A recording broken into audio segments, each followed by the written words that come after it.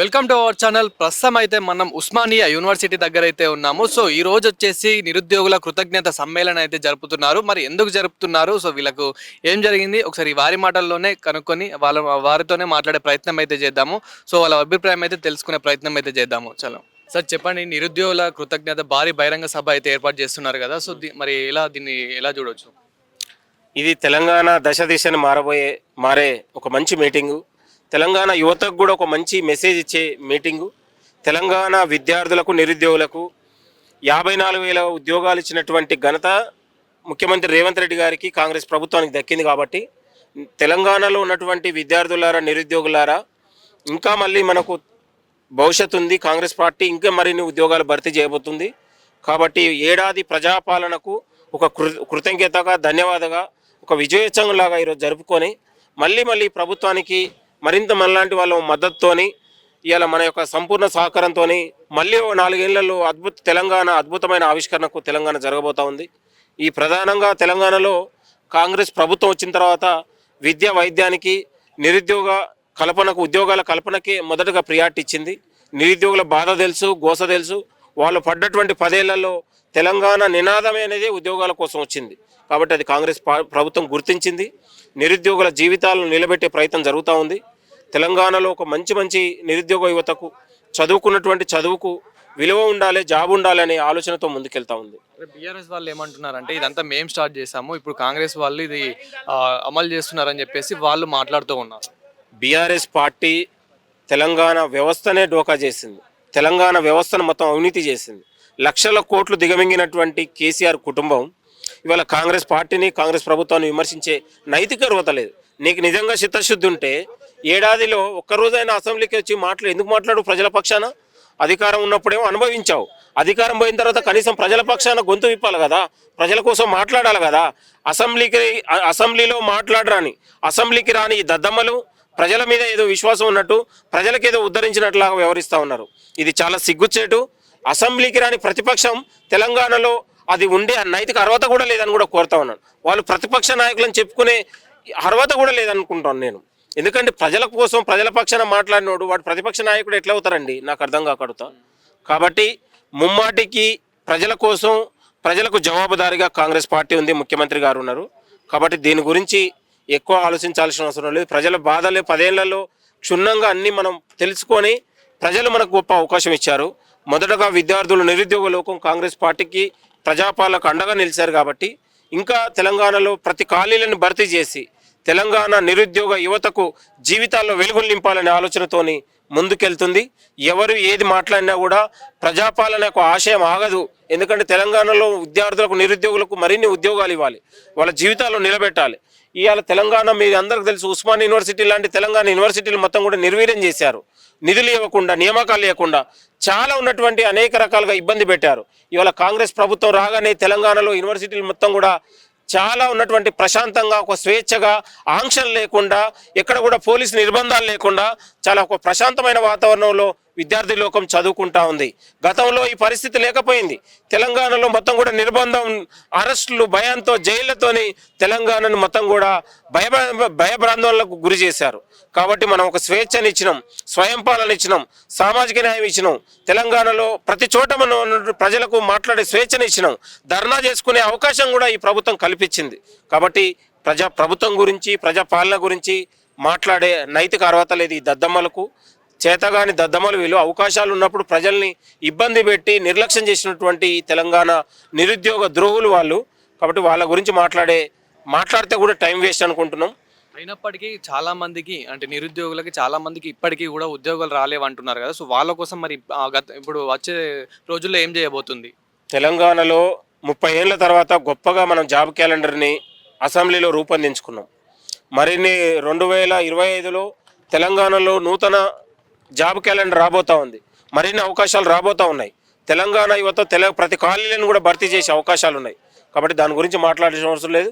మంచి భవిష్యత్తు ఉంది, మరిన్ని ఉద్యోగాలు రాబోతూ ఉన్నాయి. తెలంగాణ యువత కూడా చాలా సంతోషంగా ఉంది. చాలా ఉన్నటువంటి 1 ఇయర్, ఏడాది ప్రజాపాలన కూడా సంబరాలు చేసుకుంటా ఉన్నారు నిరుద్యోగ యువత కూడా. మొన్ననే గ్రూప్ 2 రాశారు, గ్రూప్ 1 రాశారు. ఇవాళ మొన్న 8 ఏళ్ల తర్వాత మనం గ్రూప్ 2 రాసాం. 5 లక్షల మంది గ్రూప్ 2 పరీక్షలు రాశారు అభ్యర్థులు కూడా. చాలా వాళ్ళు అప్రిషియేట్ చేస్తూ ఉన్నారు. ఇంత గొప్పగా ఎవరు నిర్వహించలేకపోయారు 10 ఏళ్లలో. Thank you. సో అదేవిధంగా ఇప్పుడు ఈ సభలో ఎవరెవరు పాల్గొనబోతున్నారు? ఇది సభలో టీపీసీసీ అధ్యక్షులు మహేష్ కుమార్ గౌడ్ గారు, బల్మూరు వెంకటు, ఎంపీలు, ఎమ్మెల్యేలు, కార్పొరేషన్ చైర్మన్లు, ప్రొఫెసర్లు, సీనియర్ నాయకులు కూడా రాబోతా ఉన్నారు. ఇది ఒక మంచి సభగా ప్రజలకు ఒక మంచి సంకేతం ఉండబోతా ఉంది. అన్నది చెప్పండి, నిరుద్యోగులకు కృతజ్ఞత ఇక్కడ సభ జరుపుతున్నారు కదా, అంటే నిజంగానే మీకు మంచి ఉద్యోగాలు అనేటివి కల్పించారు ఇప్పుడు ఉన్న ఈ ప్రభుత్వంలో? ఈ ప్రభుత్వంలో గత ప్రభుత్వంతో పోలిస్తే 10 ఏళ్ళుగా టీఆర్ఎస్ గవర్నమెంట్ పాలించింది. నిరుద్యోగులందరికీ కూడా గ్రూప్ 1 తర్వాతకి కానిస్టేబుల్, గ్రూప్ 2 ఎగ్జామ్స్ కూడా నిర్వహించలేదు. ఒక ఎగ్జామ్ కూడా ప్రతి ఒక్క ఎగ్జామ్లోని పేపర్ లీకేజీలు చూసాం మనము. నిరుద్యోగులు ఈ ప్రభుత్వం వచ్చి సంవత్సరానికే చాలామంది దగ్గర దగ్గర 50,000 పైగా ఉద్యోగాలు భర్తీ చేశారు. నిరుద్యోగులు చాలా ఆనందపడుతున్నారు. గ్రామాల్లో కూడా ప్రజాపాలన స్టార్ట్ అయింది.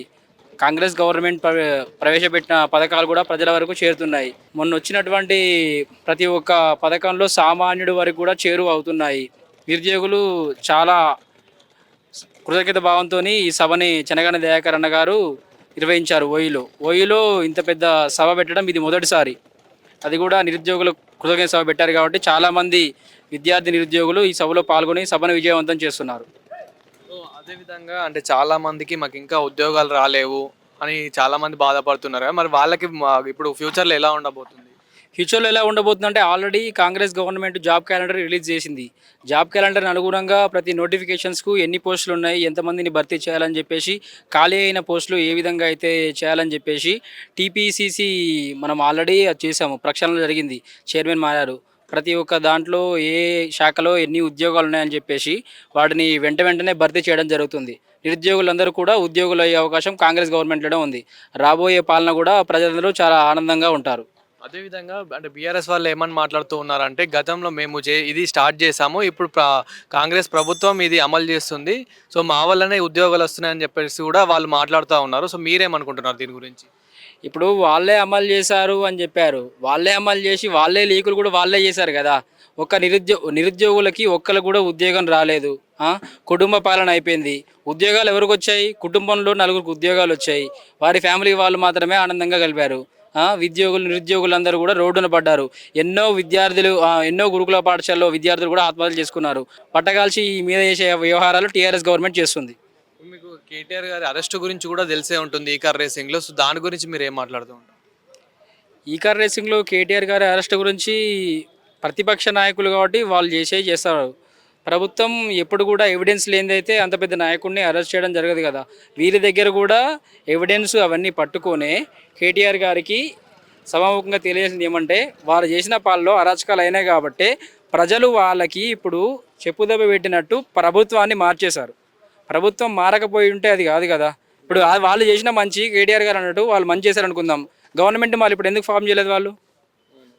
అందుకే కదా ఇప్పుడు ప్రభుత్వం చేంజ్ అయ్యి విద్యార్థులు నిరుద్యోగులు ఏకమయ్యే కాంగ్రెస్ గవర్నమెంట్తోనే ఉద్యోగాలు వాళ్ళ జీవితాలు మారుతాయని చెప్పేసే కదా ఇప్పుడు వాళ్ళు చేసింది అక్కడ. అదేవిధంగా అంటే వీళ్ళు ఏమంటున్నారు అని అంటే, కేటీఆర్ గారి కార్యకర్తలు ఎవరైతే ఉన్నారో సో వాళ్ళు ఏమంటున్నారంటే, కావాలనేది ఇదంతా చేయిస్తున్నారు, మా తప్పు లేకపోయినా చేయిస్తున్నారు అని చెప్పేసి వాళ్ళు మాట్లాడుతూ ఉన్నారు అన్నమాట. తప్పు లేనిది ఇప్పుడు ఎవరికి కూడా శిక్ష పడదు కదా బ్రో. తప్పు చేసుంటేనే కదా. ఇప్పుడు ఎలాంటి వ్యతిరేకతలు ఎవిడెన్స్లు ఎలాంటి లేనిది, డైరెక్ట్ వారెంట్ లేనిది అరెస్ట్ దాకా అయితే వెళ్ళదు కదా. గవర్నమెంట్ అనేది చట్టాలు అనేది ఊరికే రాలేదు కదా.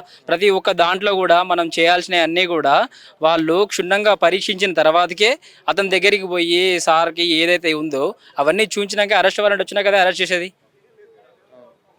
ప్రభుత్వాలు అయితే ఊరికనే లేవు కదా చేతులు కట్టుకొని మనం చేసిందల్లా రైట్ అనుకొని చేసుకోవడానికి. వాళ్ళు చేసినప్పుడేమో సంసారం, వేరే వాళ్ళు చేసినప్పుడేమో వ్యభిచారం. అదే విధంగా ఉంది ఇప్పుడు టీఆర్ఎస్ వాళ్ళు మాట్లాడేది.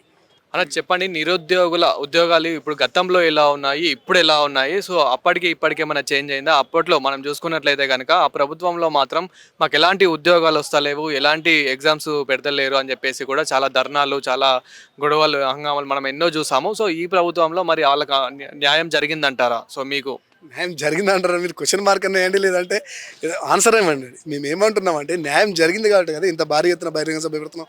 మీరు చెప్పండి బ్రదర్, తెలంగాణ రాష్ట్రంలో ఇదే తెలంగాణ రాష్ట్రం ఉస్మానియా యూనివర్సిటీ వేదికగా మా నిధులు మాకు కావాలి, మా నియామకాలు మాకు కావాలి, మా నీళ్లు మాకు కావాలని చెప్పేసి ఇదే ఉస్మానియా యూనివర్సిటీ విద్యార్థి అమరవీరులు ఎంతోమంది త్యాగ ఫలితాల మీదనే తెలంగాణ రాష్ట్రం ఏర్పడింది. ఇది సత్యం, ఎవ్వరు అవునన్నా కాదన్నా ఇది సత్యం.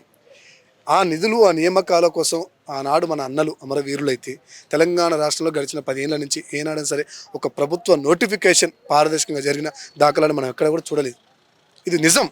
గ్రూప్ 1 కావచ్చు, గ్రూప్ 2 కావచ్చు, ఎస్ఐ కానిస్టేబుల్ కావచ్చు, ఆఖరికి దీని అమ్మ జీవితం ఇంటర్ పేపర్ 10th పేపర్ కూడా లీకేజీలు పెట్టుకొని వాళ్ళ వ్యక్తిగత అభివృద్ధి కోసం పేపర్లు లీకేజ్ చేసుకొని ఈనాడు మన విద్యార్థి నిరుద్యోగుల యొక్క జీవితాలు ఆగం చేసింది బీఆర్ఎస్ ప్రభుత్వం.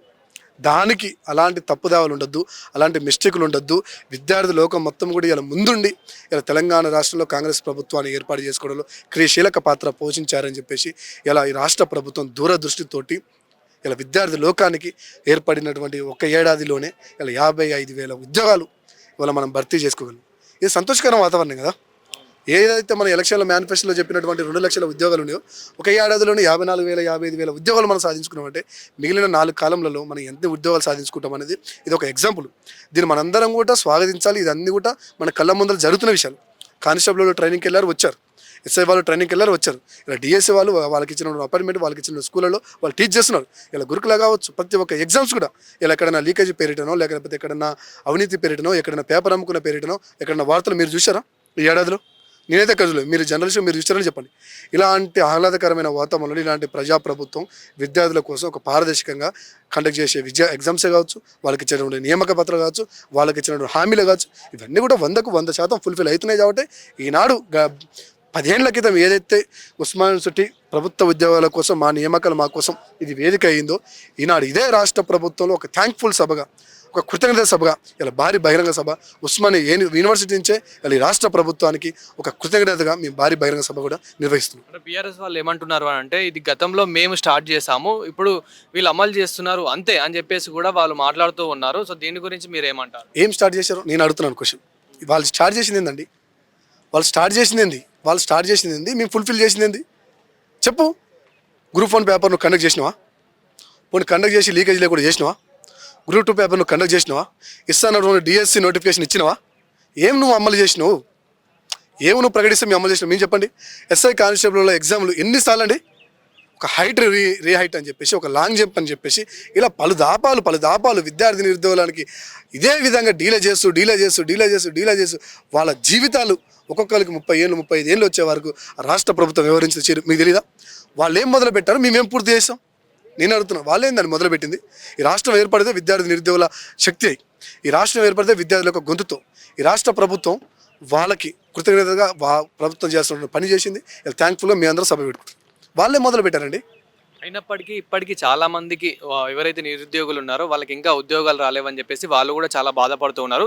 సో ఇప్పుడు రాబోయే కాలంలో మరి వాళ్ళకు ప్రభుత్వం ఏం చేయబోతుంది, అదేవిధంగా ఇప్పుడు వాళ్ళకు ఎలా ఉండబోతుంది ఫ్యూచర్? తప్పకుండా బ్రదర్, మీరు అన్న క్వశ్చన్ బాగుంది. ఎందుకంటే ఈ రాష్ట్ర ప్రభుత్వం చాలా స్పష్టంగా విద్యార్థి నిరుద్యోగుల డిమాండ్లు లేని అంశాన్ని కూడా తీసుకొని విద్యార్థి నిరుద్యోగులు వాళ్ళు కేవలం క్యాలెండర్ చూసుకొని పుస్తకాల పురుగులు అవ్వాలి, మా మాటలకో మా వాగ్దానాలకో మా ప్రచారాలకో వాళ్ళ జీవితాలు బలిగవద్దు.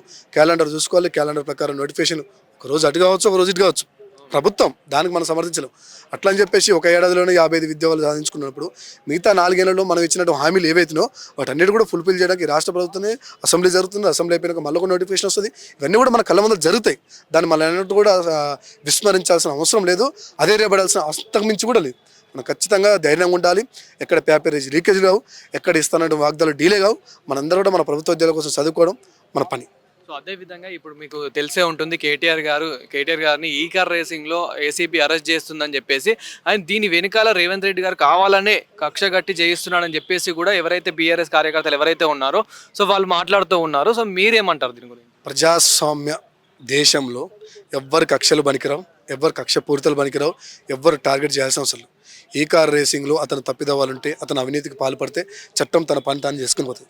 దీనికి ప్రభుత్వమో లేకపోతే ప్రభుత్వంలో ఉన్నటువంటి కొందరు వ్యక్తులు అతని మీద కక్షపూరితంగా చేసుకోవాల్సిన అవసరం అంతకు మించి లేదు. గుర్తుపెట్టుకొని ఏ రాష్ట్ర ప్రభుత్వం అయినా సరే ఆ రాష్ట్ర ప్రభుత్వంలో ఉన్నప్పుడు ప్రజల సొమ్ముని అవినీతి అక్రమాలకు పాల్పడితే ఖచ్చితంగా సంబంధించిన రాజ్యాంగం ఉంది. రాజ్యాంగంలో మనకు ఉన్నటువంటి ఏసీబీ కావచ్చు, సిబిఐలు కావచ్చు, సిఐడి కావచ్చు, ఎన్ని శాఖలు కూడా మనకు ఉన్నాయి.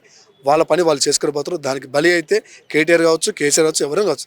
తప్పు చేసిన వాళ్ళు ఎవరైనా సరే చట్టానికి లొంగాల్సింది. ఇది మాత్రం వాస్తవం. సో అదే విధంగా ఇప్పుడు నిరుద్యోగులు ఎవరైతే ఉన్నారో వాళ్ళకి ఒక మెసేజ్ ఇవ్వాలి అని అనుకుంటే కనుక మీరు ఏమని ఇస్తారు? మేము తప్పకుండా ఈ విషయాలు మాత్రం మేము చాలా హార్ట్ఫుల్గా చెప్తున్నాం. నేను 5 ఏళ్ల నుంచి ఆనాడు ఉద్యమంలో మా అన్నలు కొట్లాడుతుంటే మేము పరోక్షంగా ప్రత్యక్షంగా టీవీల రూపంలో లేకపోతే స్కూల్లో ఉన్నప్పుడు చూసినది. కానీ ఇదే ఉస్మానియాకి వచ్చి ఇవాళ 5వ సంవత్సరం నాది గడుస్తున్నది. ఒక లాస్ట్ వీడియో చెప్తున్నాను, 5 ఏళ్ల నుంచి నన్ను నిత్యం ఇదే ఉస్మానియాలో ఉన్న ఆర్ట్స్ కళాశాల పోలీస్ స్టేషన్లో నిర్బంధించిన దాఖలాలు తప్పించి ఏడాది సార్ నేను స్వేచ్ఛగా బతికిన రోజులు ఈ ఉస్మానియాలో. నిత్యం విద్యార్థి ఉద్యమాల కోసం పోరాడుతున్నాను, తీసుకుపోయి పోలీస్ స్టేషన్లో పెట్టింది.